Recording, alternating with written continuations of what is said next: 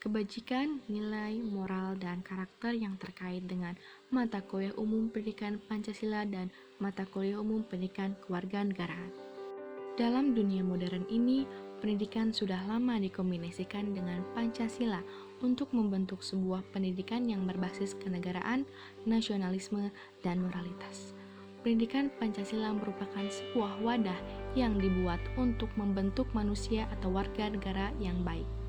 Pancasila pada hakikatnya merupakan gambaran dari karakter bangsa Indonesia yang baik, sehingga menjadi pandangan hidup yang sangat sempurna apabila diterapkan di Indonesia, yang merupakan sebuah negara yang mempunyai segudang masalah kompleks akan kebudayaan, masalah kultur, dan juga pemerintahan. Di dunia pendidikan, baik itu pendidikan informal, formal, maupun non-informal, hendaknya terus-menerus melakukan inovasi dan melakukan perbaikan agar benar-benar bisa menjadi lebih optimal dalam menjalankan fungsinya sebagai alat untuk melakukan transformasi dan mengintegralisasikan nilai-nilai moral untuk terbentuknya insan yang berkarakter. Dengan cara kembali melakukan aktualisasi pendidikan Pancasila di berbagai bidang, moral bangsa Indonesia dapat kembali menuju jati dirinya. Aktualisasi tersebut akan terimplementasikan dalam sisi kognitif, afektif, dan psikomotorik bangsa. Hal tersebut sangat penting untuk diingat, karena dapat menjadi parameter atau tolak ukur sampai seberapa jauh tingkat perubahan tingkah laku seseorang, dan untuk mengetahui tingkat ketercapaian dalam menempuh proses pendidikan, sehingga pada akhirnya dapat benar-benar menghasilkan output yang cerdas, unggul, berdaya saing, bermoral, dan berkarakter. Persoalan karakter para pemuda kini menjadi sorotan tajam dalam masyarakat. Berbagai sorotan tersebut termuat dalam media cetak, wawancara, dialog, atau gelar wicara di beberapa media elektronik.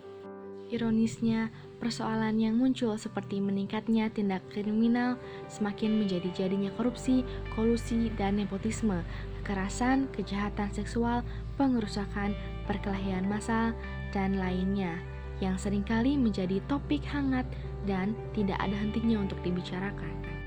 Padahal sudah lebih dari setengah abad bangsa Indonesia merdeka, tapi sampai saat ini justru bangsa Indonesia semakin mengalami degradasi karakter bangsa. Dalam menghadapi masalah yang begitu rumit dan kompleks, dibutuhkan pendidikan karakter yang dibangun melalui pendidikan yang melibatkan berbagai elemen bangsa, terlebih sebagai pemangku kepentingan seperti pendidikan Pancasila contohnya. Dengan manajemen yang seperti ini diharapkan dapat meminimalisir dan menangkal kemungkaran yang terjadi saat ini. Pendidikan Pancasila diharapkan mampu menghadirkan karakter generasi muda yang tidak hanya cerdas namun juga berkarakter. Maksudnya adalah generasi muda yang tidak hanya berkompeten tetapi juga peduli terhadap kemajuan bangsa Indonesia.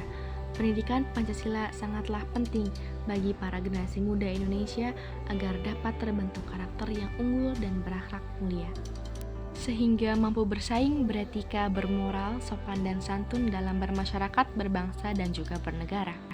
Karena karakter merupakan nilai-nilai perilaku manusia yang berhubungan dengan Tuhan Yang Maha Esa, diri sendiri, sesama manusia, lingkungan, dan kebangsaan yang terwujud dalam pikiran, sikap, perasaan, perhatian, dan perbuatan berdasarkan norma-norma agama, hukum, tata krama, budaya, dan juga adat istiadat. Sehingga tidak akan ada lagi tindak kriminal seperti kasus korupsi dan lainnya. Jadi bahwa pendidikan Pancasila merupakan satu aspek penting untuk membangun karakter generasi bangsa.